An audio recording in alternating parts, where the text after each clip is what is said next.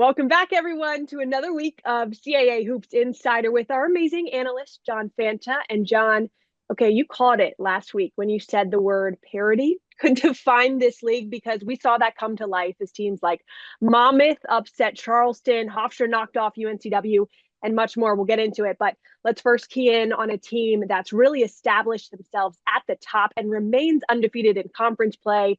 William and Mary, John. It was the buzzer beater to win it on Saturday against North Carolina A&T. And last Thursday, you, John, were at Kaplan Arena for their win over Elon, the battle of unbeaten teams. So how impressed, totally impressed are you with what Brian Earl has been able to put together in Williamsburg?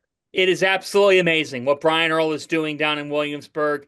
And what a scene on Saturday when Keller Boothby hits a 35-footer at the buzzer to put William and Mary at 4-0 in this conference and to sit atop this league. I mean, it's a combo of a couple of things. And Brian Earl's talked about this. You know, what Dane Fisher left was a lot of talent and experience. I mean, they had a couple of players back that have been key to their success previously.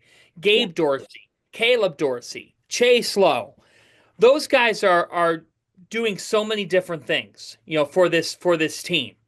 Now they're playing at a faster tempo. Offensively, they're an electric factory.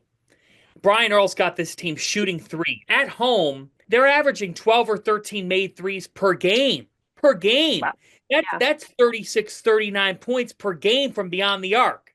I love their depth.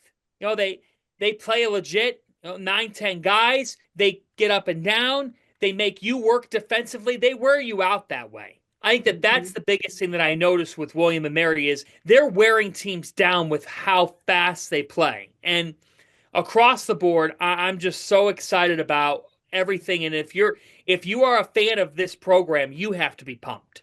Because in Williamsburg, it's the way I ended Thursday's call of call William, call Mary, call all your friends, because the Tribe are back on the map.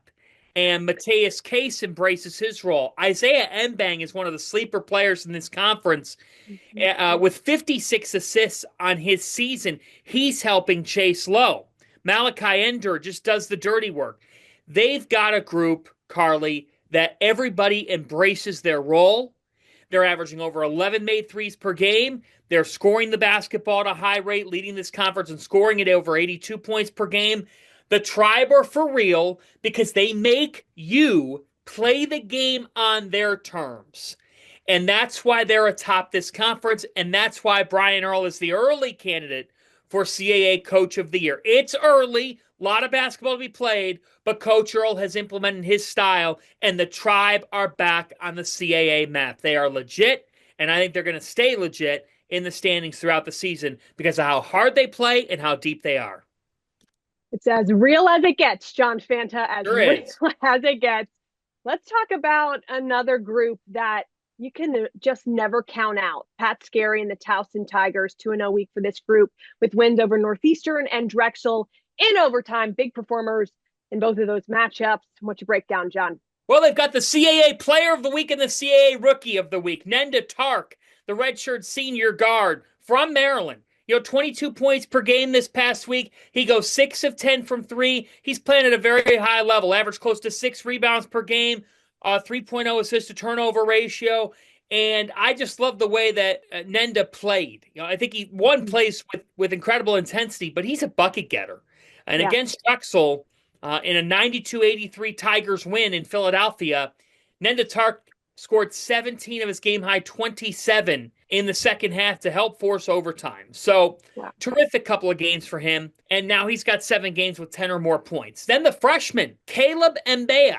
Caleb Mbea is playing at a high level right now. And he averaged in double figures this past week. He's 6'9", so he could play with versatility and just he fits what Pat Scarry wants. Pat Scarry wants guys who defend, guys who rebound, guys who block shots. Pat's got that. He's got that in Mbea. And when you think about his best teams, I think about a guy like a Charlie Thompson in the past.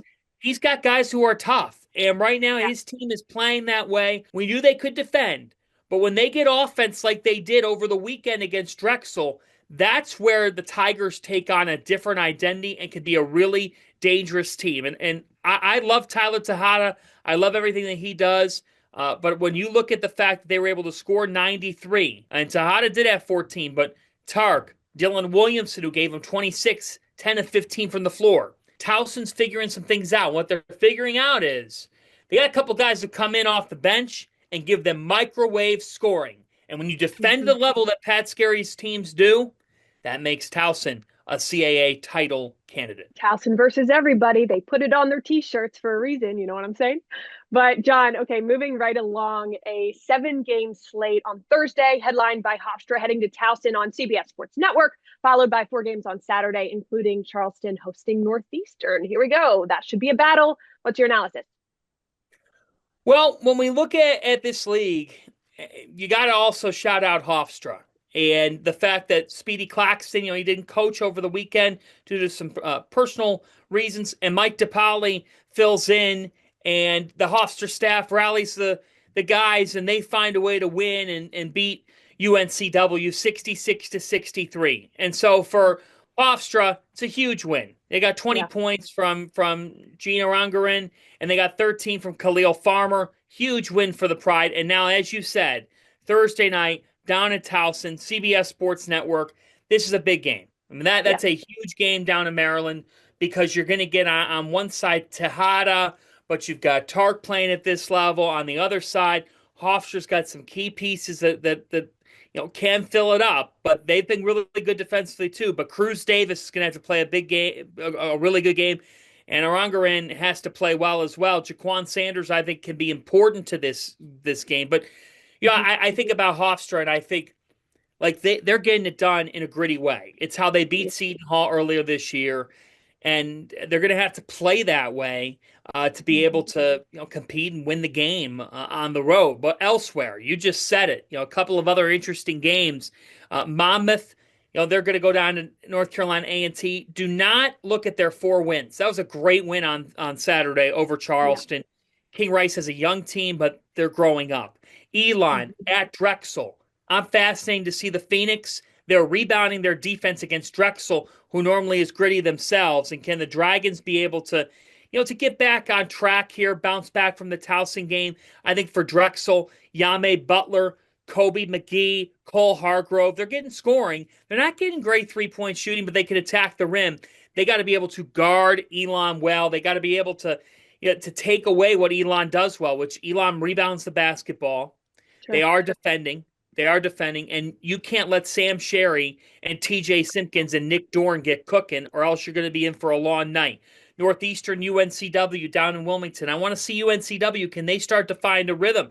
And I think Northeastern, interesting team. They go to Stony Brook. They win on Saturday. Bill Cohen's team getting led by L.A. Pratt. Masai Troutman had 22 off the bench in that win. So I want to see what Northeastern now does as they hit the road to UNCW, and then they're going to be at Charleston this weekend on Saturday. So it's an eventful week. It's a fascinating week. I'm excited to see it, and it's CAA basketball time. You got several really interesting teams, but you look at the standings in this league right now, and William & Mary is the only unbeaten left, and then you've got 4 teams that are right there, and a whole slew of teams that are at 2-2. Right. I'm counting 6 teams at 2-2 in this league. That means we are in for a wide open league throughout the season and a lot of fun storylines.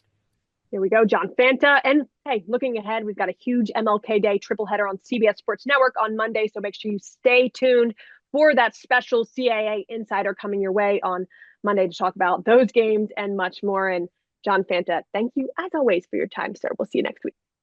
Thank you, Carly.